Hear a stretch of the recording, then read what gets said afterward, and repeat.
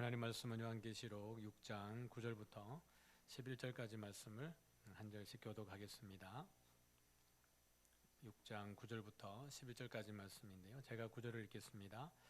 다섯째 인을 떼실 때에 내가 보니 하나님의 말씀과 그들이 가진 증거로 말미암아 죽임을 당한 영혼들이 제단 아래에 있어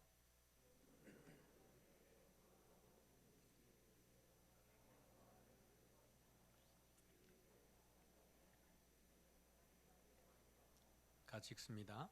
각각 그들에게 흰 두루마기를 주시며 이르시되 아직 잠시 동안 쉬되 그들의 동무 종들과 형제들도 자기처럼 죽임을 당하여 그 수가 차기까지 하라 하시더라. 아멘. 일부를 해보니까요.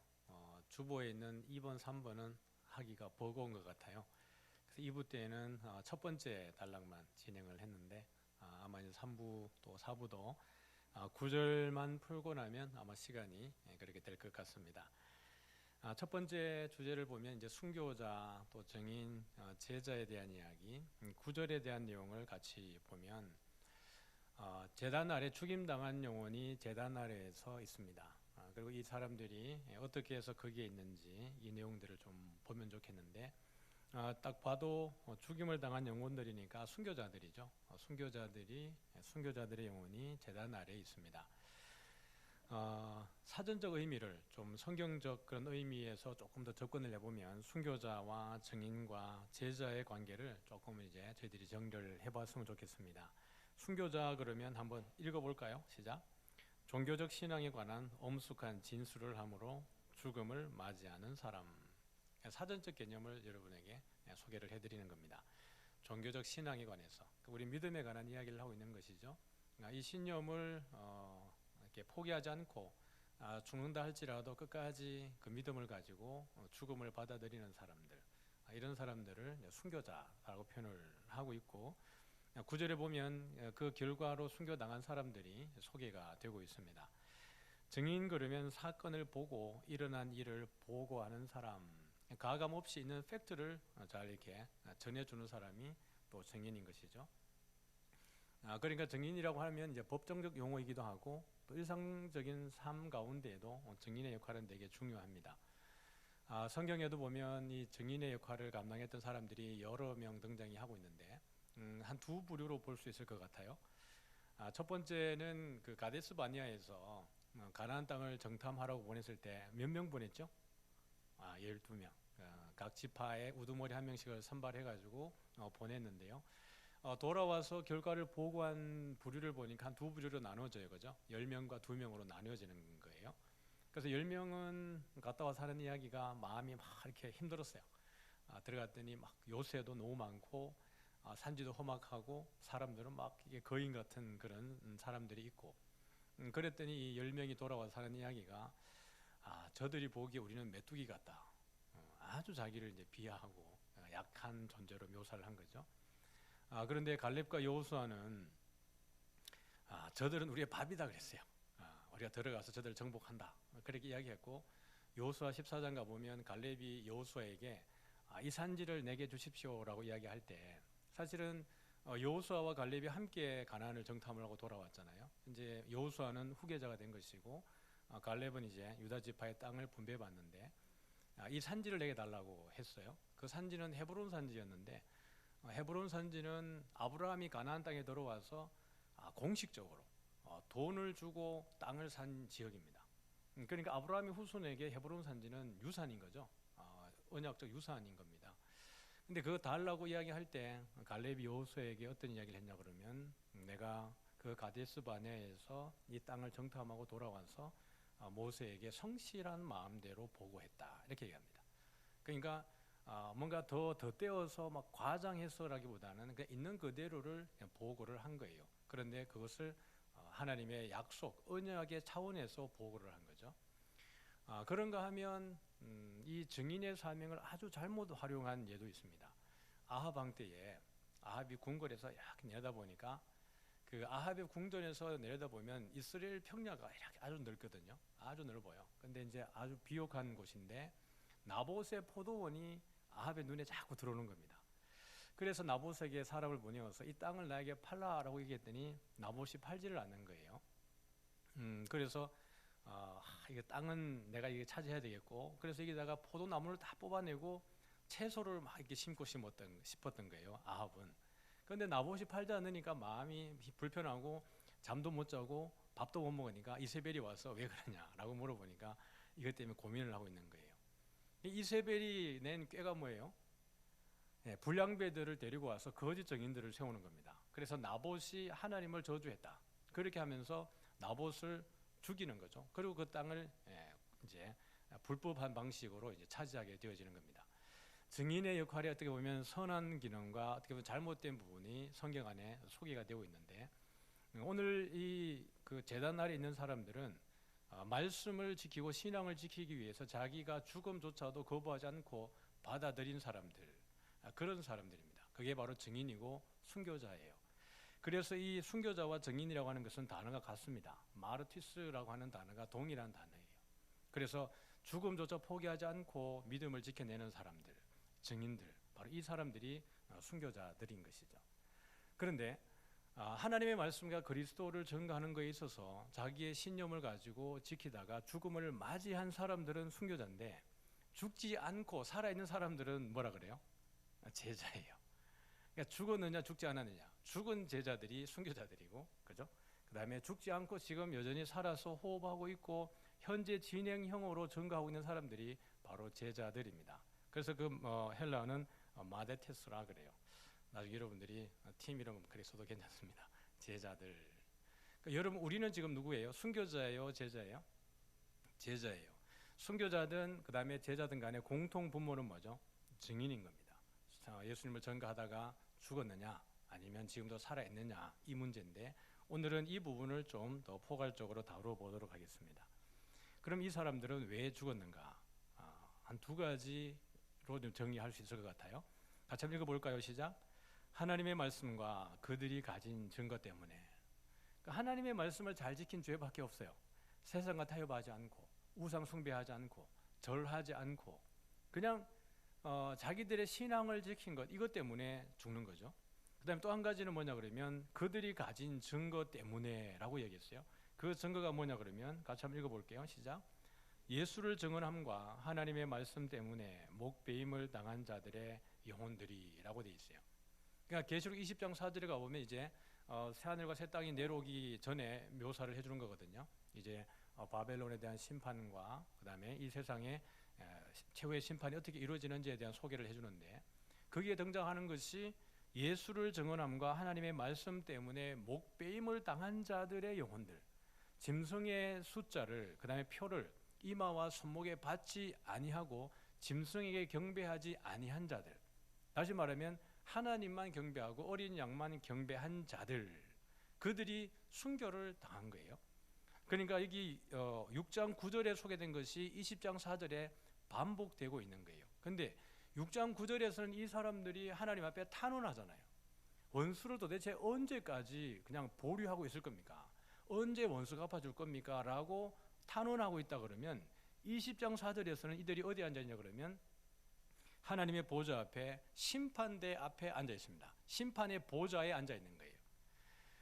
오늘 설교 제목이 뭐예요? 강한 자와 이기는 자예요. 강한 자 대 이기는 자. 우리 흔히 그런 말을 하지 않습니까? 강한 자가 이기는 게 아니라 이기는 자가 강한 자다 그러잖아요. 마지막에 봐야 돼요. 마지막에 막 이렇게 시합을 하고 이렇게 전투를 해도 마지막에 이렇게 깃발을 누가 꽂느냐, 그 다음에 누가 이렇게 트로피를 거머쥐느냐, 이걸 끝까지 버티고 남는 자가 이기는 거거든요. 세상적 가치에서 보면 로마가 훨씬 더 강력합니다. 하나님의 말씀을 지키고 그들의 방식에 타협하지 않았기 때문에, 또는 예수를 큐리오스라고, 예수를 주라고 고백하는 것 때문에. 두 번째죠. 로마가 정복하고 있는 모든 세상에서 큐리오스는 누구예요? 황제예요. 황제가 큐리오스인데 그들이 바라볼 때 예수는 어떤 사람이냐 그러면 저기 지중해 저쪽 동쪽 끝에 작은 나라인 그 예루살렘의 이스라엘 예루살렘에서 십자가에 죽은 저주받은 중범죄 취급받아 죽음받은 사람을 큐리오스라고 한단 말이에요. 예수 믿는 사람에게 예수님은 부활하신 거죠. 부활이 목격되었고 성천까지 하셨습니다. 그러나 예수 믿지 않는, 예수를 따르지 않는 사람들에게 예수님의 마지막 최후는 어디까지예요? 그 무덤에 들어가는 데까지였어요. 왜냐하면 유대인들이 돈을 주고 경비병들에게 뭐라 그랬어요?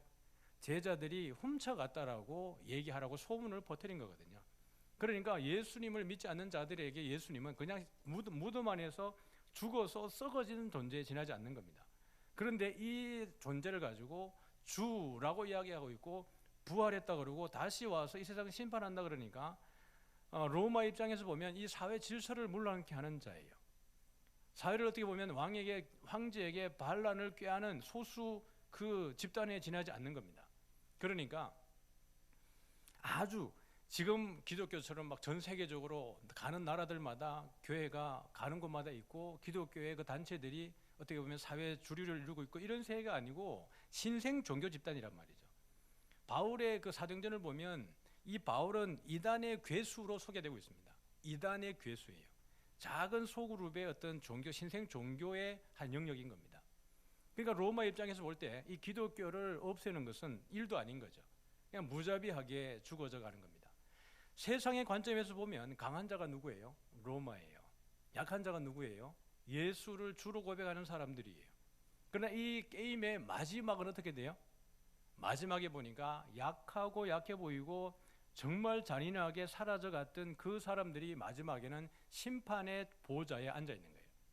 그리고 계시록 17장과 18장에 보면 음료 바벨론, 로마, 진노의 포도주를 마시고 있는 그 로마, 바벨론 어떻게 돼요? 하나님의 철저한 심판 가운데로 나락으로 떨어지게 되는 거예요. 우리가 육신으로 바라보는 강한 자, 그것은 오히려 어떻게 보면 하나님을 대적하는 입장에서 보면 그들은 멸망인 겁니다. 그러나 끝까지 성령 안에 거하고 그리스도 안에 거하면서 하나님의 말씀과 예수 그리스도를 증거하는 이 하나님의 백성들은 마지막에 결국에는 이기고 승리자의 면류관에 서게 될 줄 믿습니다. 7장에 가보면 14만 4천 명이 등장을 하죠. 이 사람들이 누구냐 그러면 장로 중에 한 명이 요한에게 물어요. 야, 이 수많은, 셀 수 없는 수많은 무리들이 도대체 누구냐? 그리고 이 흰옷을 입은 자들은 도대체 누구이며 어디에서부터 오는 자들이냐라고 물어봅니다. 요한이 알 길이 없죠. 요한이 모르겠는데요.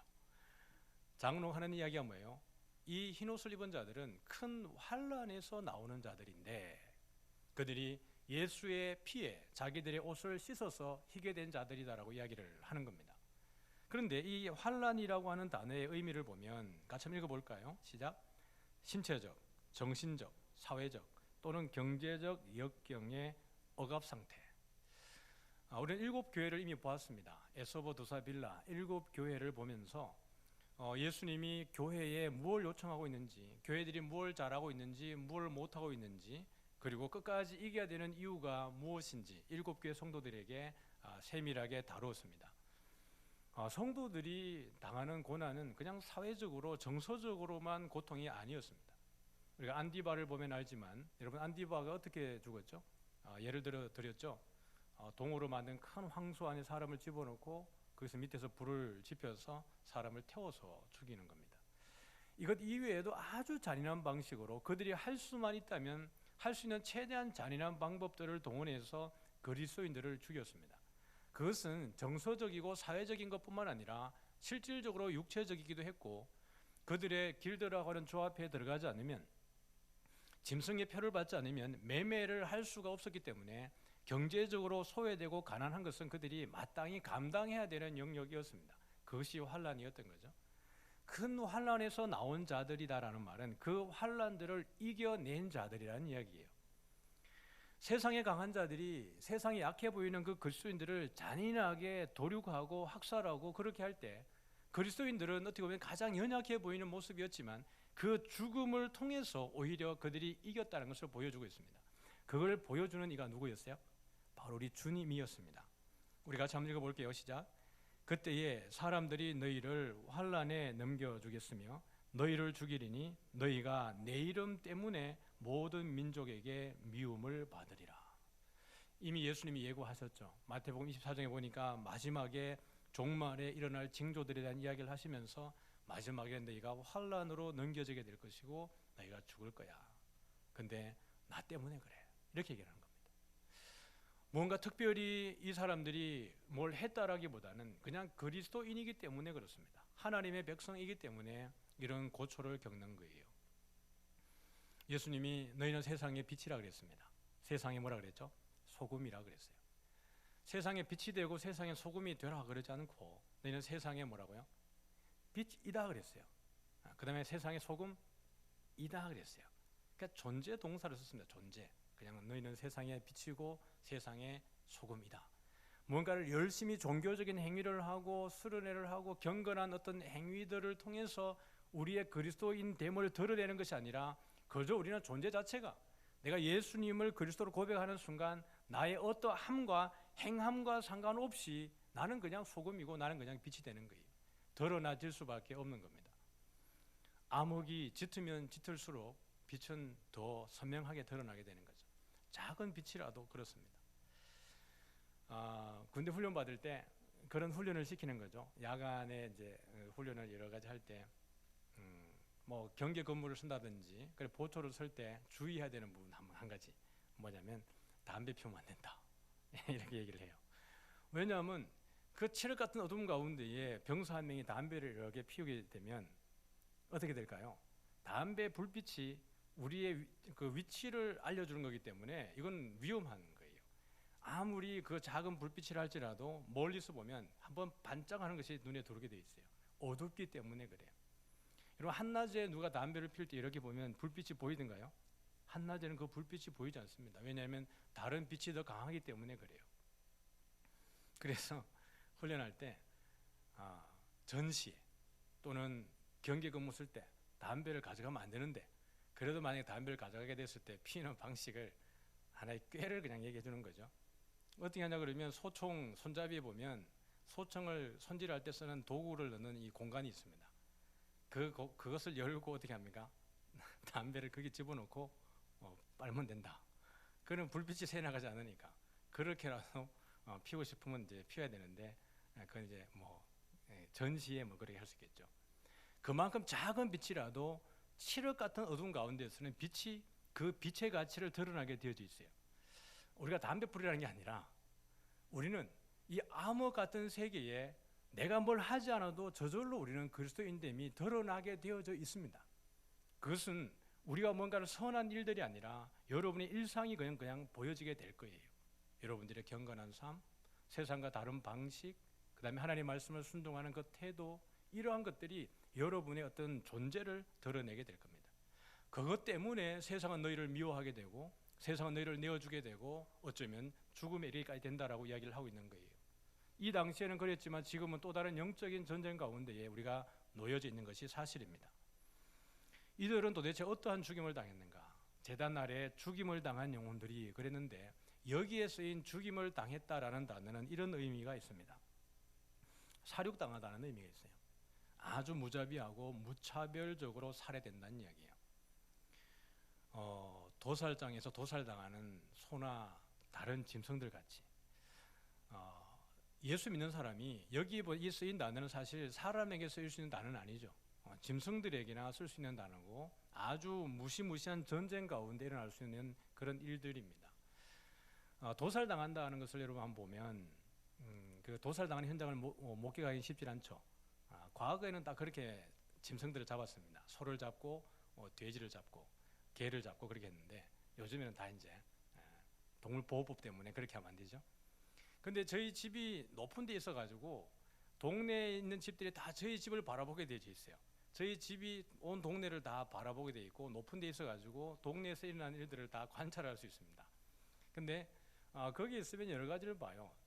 상녀가 지나가는 것도 보고 누구 집이 개 잡는 것도 보게 되고 동네 소 잡는 것도 보게 되고 다 보게 되는 거예요.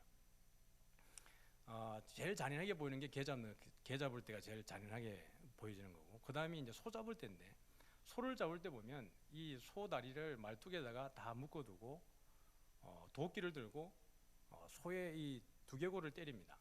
그러니까 소를 기절을 시키는 거죠. 근데 여러분 그 때릴 때 소가 그냥 한 방에 꽤 갈 것 같아요. 그 덩치만큼이나 그 장정이 몇 대를 때려도 소가 잘 죽지 않습니다. 그러면 온 그 산천지가 울리도록 그 소의 비명 소리와 돼지의 비명 소리가 들리는 거예요. 근데 여러분 그 소를 도살하고 그 다음에 돼지를 도살하고 개를 잡는 사람들이, 그 주변에 있는 사람들이 그 죽어가는 소를 보면서 죽으면 어떡해 이런 마음으로 볼까요? 아니면 그냥 야 뭐 재밌다까지는 아니지만 그냥 참 익숙하게 그걸 즐기고 있을까요? 안 해봐서 모르죠. 제가 위에서 지켜본 바로는 다 즐기고 있습니다. 개가 죽을 때도 그걸 즐기고 있고 기대하고 있고. 왜? 그 결과물이 자기 입으로 들어올 거니까요. 그러니까 그리스도인들이 죽어갈 때 어느 누구도 그리스도인의 죽어감에 대해서 애통하는 자보다는 마땅하다고 여기는 자들이 더 많습니다. 왜냐하면 그리스도인의 죽음을 마땅하게 여기는 것이 로마에 대한 충성이니까 그래요. 그러니까 11장에 보면 선지자들이, 증인들이 죽고 나갈 때 장례를 치르지 않는다 그러잖아요. 오히려 그들이 예물을 주면서 서로 기뻐한다 그러지 않습니까? 그것처럼 오늘 성도들이 그렇게 죽어져 나가는 거예요. 근데 오히려 그것을 지켜보는 이들은 마땅하다, 당연하다고 생각을 하는 거예요. 그렇게 이들은 죽어져 나갔습니다.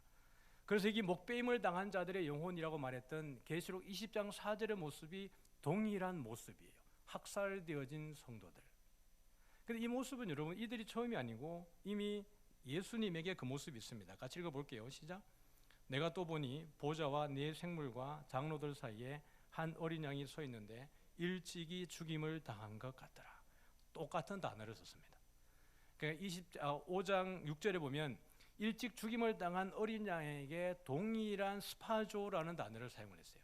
그러니까 예수님도 어떻게 하신 거예요? 이미 도살 당한 것처럼 잔인하게 죽었다는 이야기예요. 그런데 여러분 한번 생각을 해보시죠. 이걸 목격한 요한은 어떤 마음이었을까? 이 어린 양이 다시 일찍 죽임을 당했던 것 같은 이 어린 양이 보좌와 그 네 생물 가운데에 서 있는 것을 요한이 목격하고 났을 때 여러분 요한의 마음이 어땠을까요? 요한은 예수님의 모든 공생애를 다 목격한 사람입니다. 십자가의 죽음도 목격을 했고 예수님의 어머니 마리아를 데리고 와서 에베소에서 예수님의 어머니 마리아를 끝까지 복양했던 사람이 요한입니다.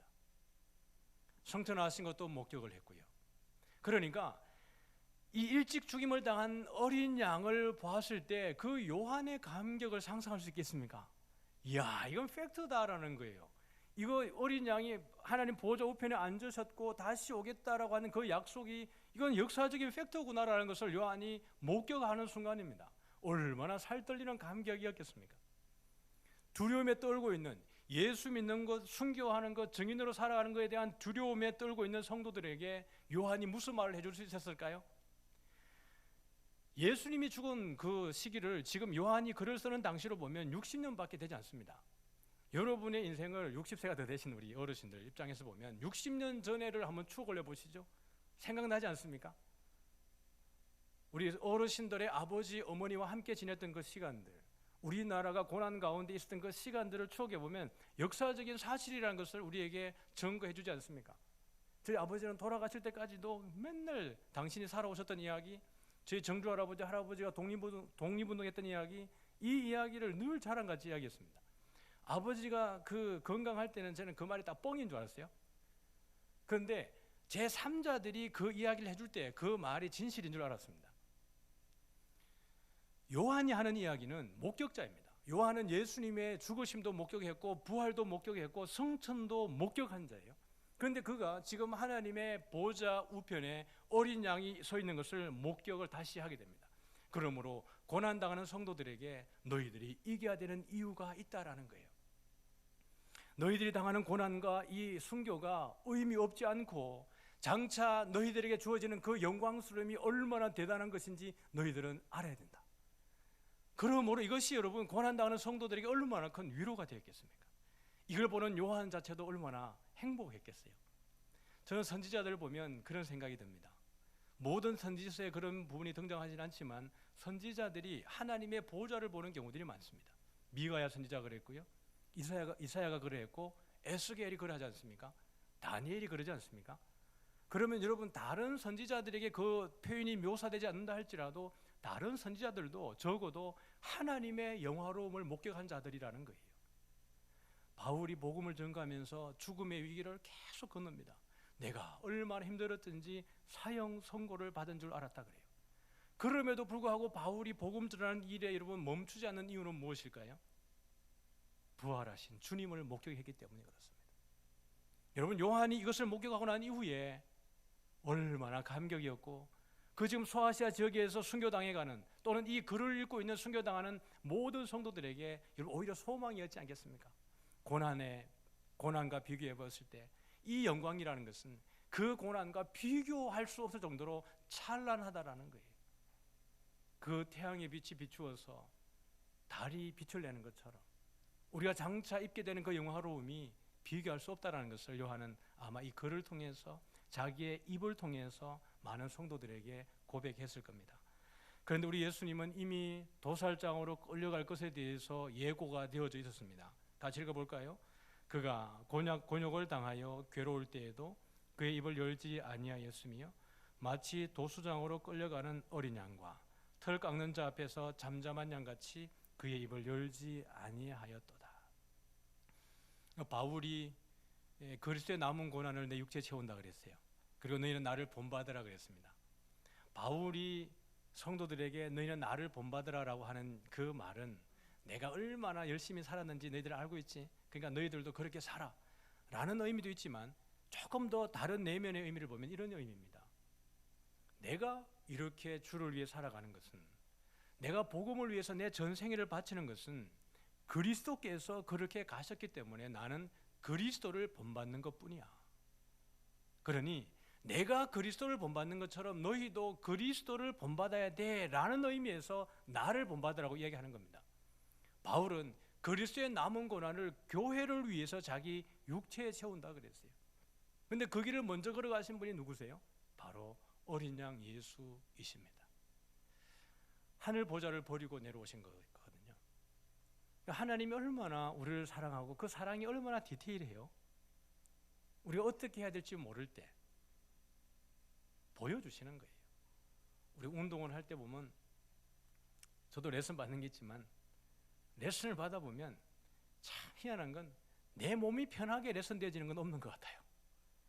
내 몸이 가장 편한 상태에서 최상의 그 실력의 향상은 없는 것 같아요.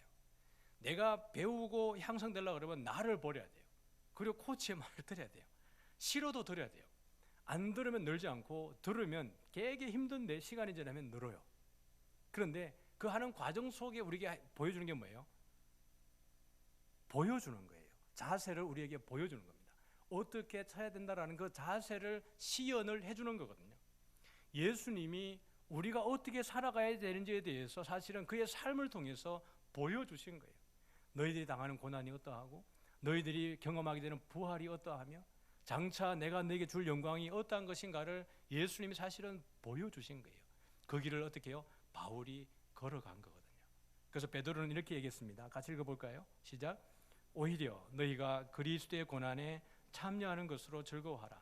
이는 그의 영광을 나타내실 때에 너희로 즐거워하고 기뻐하게 하려 함이라. 너희의 잘못으로 시험을 받지 않도록 하라 그랬어요.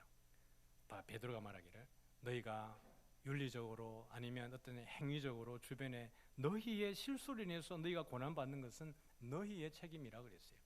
그러나 그리스도 때문에, 그리스도로 인하여서 주의 복음을 위해 살아가는 것 때문에 고난을 당할 때 너희들은 그리스도의 고난에 참여하는 것 때문에 기뻐하라 그랬습니다. 여러분, 그것은 아무나 경험할 수 있는 게 아니잖아요. 하나님이 구원해 주시고 예정해 주시고 선택해 주시고 불러주셔야 그리스도의 고난에조차도 참여할 수 있는 겁니다. 근데 바울이 말하는 그것을 기뻐하고 즐거워하고 감사하라고 하는 이유는 뒤에 등장하고 있죠. 왜냐하면 그의 영광을 나타내실 때에 너희로 어떻게 합니까? 즐거워하고 기뻐하게 하려 합니다. 다시 말하면 그리스도의 영광을 맛볼 것이기 때문에 너희들이 기뻐하라는 거예요.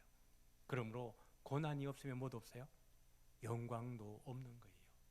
그러므로 여러분, 우리가 1세기 말을 살아갔던 이 사람들의 고난을 겪는 것은 아니라 할지라도 또 다른 영적인 치열한 싸움 가운데서 여러분이 때로는 좌절하고 낭망하고 뭔가 탈진이 와서 너무 괴롭고 어려울 때 그럴 때라도 다시 여러분이 일어서야 되는 이유는 그 고난이 우리에게 마땅히 일어나는 것들이기 때문에 그렇습니다. 내가 예수 안 믿고 세상의 방식대로 너무 쾌락을 즐기고 살아가 보면 여러분이 행복한 존재예요. 그래요? 안 그래요? 우리는 그런 존재가 아닙니다. 여러분이 그렇게 한번 살아보세요. 참 슬프게도 우리가 마음껏 살아가고 마음껏 죄 지었는데 여러분의 마음이 편안하다 그러면 여러분은 그리스도인이 아닙니다. 애초에. 그러나 여러분들이 세상의 쾌락을 쫓아 살아봤는데 마음이 너무 불편하면 여러분은 어쩔 수 없이 그리스도인이기 때문에 그렇습니다. 그러니까 우리가 싫어도 다시 일어나야 되는 이유는 하나님의 선택한 백성이기 때문에 그래요. 7.8기라는 말이 있잖아요. 어떤 장군이 전쟁에서 자꾸 치니까 너무 힘들어가지고 집에 와 있는데 거미가 자기 앞에 자꾸 줄을 치는 거예요. 얼마나 짜증이 나요? 그럼 거미줄 여러분 어떻게 해요? 그냥 막 손가락으로도 꺾고 빗자루로도 치고. 그런데 이놈의 거미는 다음날 또 거미줄을 치고 없애놓으면 또 거미줄을 치고 8번을 그러더라는 거예요. 8번을. 그러니까 이 장군이 이 미물도 포기하지 않는데 내가 포기해서 되겠느냐. 그래서 다시 전장에서 이걸 갖추고 전쟁에 나갔다는 거예요. 7.8기의 기원이 그렇다 그러네요. 여러분, 우리는 이 세상에서 쓰러질 때 쓰러진 것보다 한 번 더 일어나야 돼요. 2번 쓰러지면 3번째 일어나야 되고 4번 쓰러지면 5번째 또 일어나야 되는 거예요. 왜냐하면 주님이 우리를 붙들고 있기 때문에 그렇습니다. 이 고난을 이겨낼 때 고난과는 비교할 수 없는 영광이 우리를 기다리고 있는 줄 믿습니다. 여러분, 이 길을 걸어갔던 자들이 누구예요? 제단 아래에 순교당한 자들이에요. 죽음을 당한 하나님의 말씀의 증인들이었습니다. 그러면 이제 죽지 않고 있는 우리들에게는 어떤 숙제를 주신 걸까요? 예수님이 누가복음 14장에 보면 제자도에 대해서 예수님이 이렇게 얘기합니다. 많은 무리들이 예수님을 따라올 때 예수님이 딱 돌이키면서 제자들을 향해서 말씀을 하세요. 너희들이 아버지와 엄마와 형제와 자매와 처자와 모든 것을 버리고 너의 목숨까지 미워하지 않으면 뭐 한다 그랬어요? 또 자기 십자가를 지고 나를 따르지 않으면 뭐 한다 그랬어요? 그 다음에 3번째 뭐예요? 자기의 모든 소유를 버리지 아니하면 능히 내 제자가 되지 못한다. 이게 3번이 동일한 표현을 합니다. 자기 목숨까지 미워하지 않으면 능히 내 제자가 되지 못하리라. 자기 십자가를 지고 나를 따르지 않으면 능히 내 제자가 되지 못하리라. 자기의 모든 소유를 버리지 아니하면 능히 내 제자가 되지 못하리라. 동일한 표현을 3번 반복을 해요. 그런데 2번째와 3번째 사이에 그 인터벌 사이에 2가지 비유가 들어갑니다. 다시 말하면 자기 십자가를 지고 나를 따르지 아니하면이라고 하는 그 끝에와 그 다음에 자기의 모든 소유를 버리지 아니하면이라고 하는 사이에 들어가는 것이 2가지 비유가 있는데 첫 번째는 망대를 세우는 것이고 2번째는 전쟁에 대한 이야기입니다.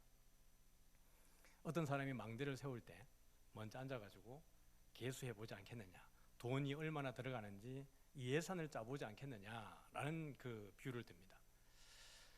이 계산을 다 짜놓고 짜지 않고 예를 들어서 예산을 안 세우고 시작을 했는데 세우다 보니까 돈이 모자라요. 그래서 세우다 중간에 못 세우고 내버려 두면 사람들이 비웃을 것 아니냐. 그러니까 먼저 이 돈을 망대를 세우기 전에 계수하고 회계해 보는 것은 당연하다 이야기를 하는 거예요. 첫 번째예요. 2번째, 전쟁이 일어났는데 우리 병사가 1만이 있고 상대 병사가 2만이면 이 전쟁을 여러분 일으키지 않고 생존할 수 있는 방법은 뭐겠어요? 사신을 보내가지고 화평을 청하게 되면 이 평화가 유지되면 내 생명은 생존해지는 거예요. 자, 질문이 들어가겠습니다. 그러면 여러분 계산을 해봤습니다. 망대를 재야 되는데 망대의 여러분 그 사용 용도가 뭐예요? 파수대죠, 파수대. 전쟁이 일어날 때 적군이 어디에 쏘고 있는지, 얼마만큼의 거리에 쏘고 있는지, 어떤 무장을 하고 있는지 상대군의 숫자가 얼마인지를 파악을 해서 대비해야 되니까 망대를 세우는 거예요. 그런데 돈을 계수해 보니까 돈이 좀 모자라요. 그럼 안 되겠네. 지금 세울 수 없겠네. 그럼 다음에 세워야지. 이걸 여러분 유보해야 돼요? 아니면 지금 힘들어도 지금 세워야 돼요?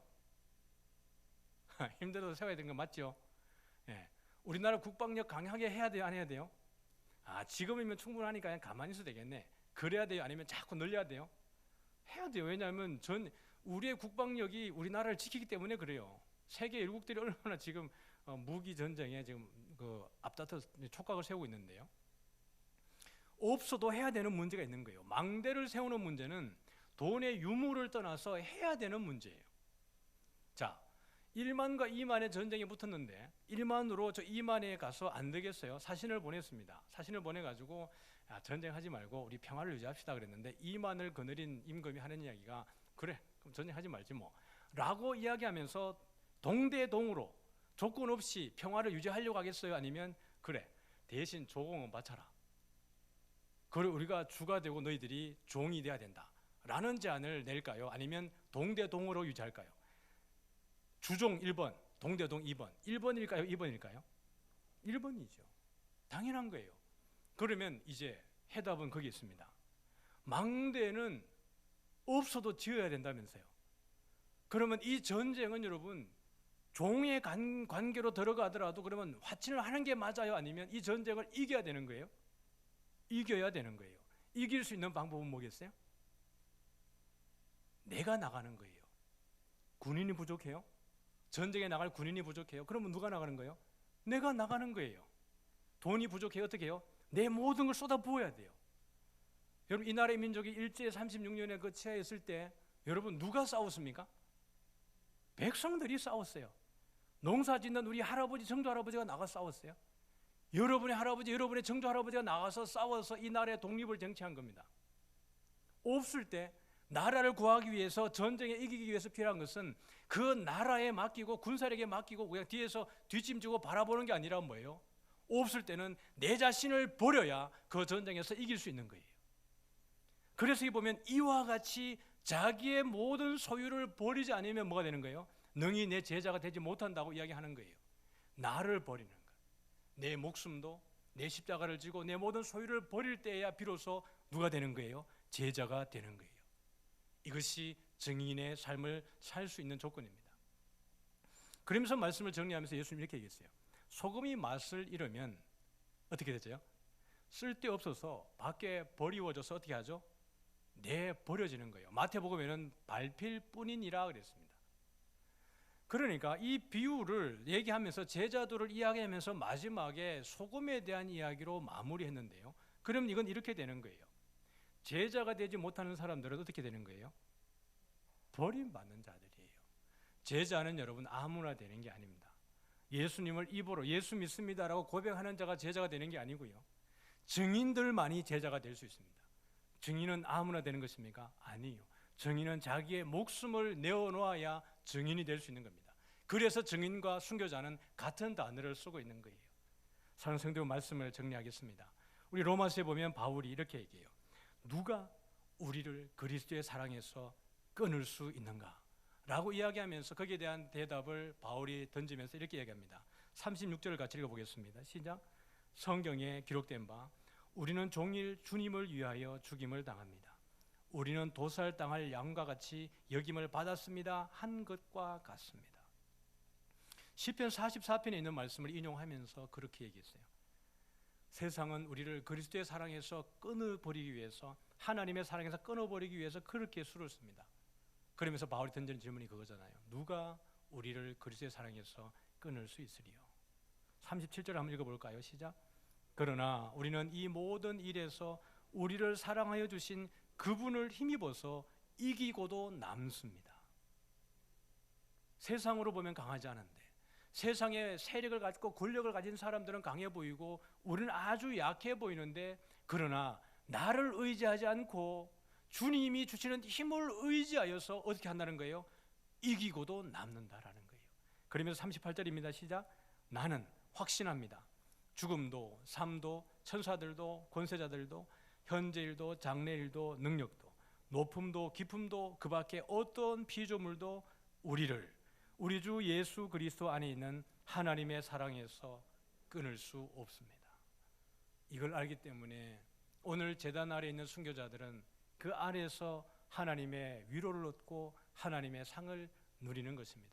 최종적으로는 마지막 심판대에 앉아서 모든 세상을 심판하고 주와 함께 영원히 왕노릇하는 길을 걸어가는 것입니다.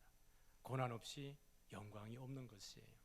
어쩌면 여러분 우리의 삶의 현장 가운데에 여러분이 생각하는 고난과 환란이 있을 수 있습니다. 그러나 주님이 우리에게 말씀하시는 것은, 요한을 통해서 우리에게 주시는 메시지는 이겨라는 거예요. 장차 우리가 누리는 영광은 지금 당하는 고난과 비교할 수 없다라는 것이에요. 이 한 주간도 제단 아래에서 울부짖는 그 영혼들이 정말 살아서 제자의 삶, 증인의 삶을 완주하고 잘 마친 것처럼 우리 모두도 그렇게 이 믿음의 길을 끝까지 완주할 수 있기를 주님의 이름으로 축복합니다.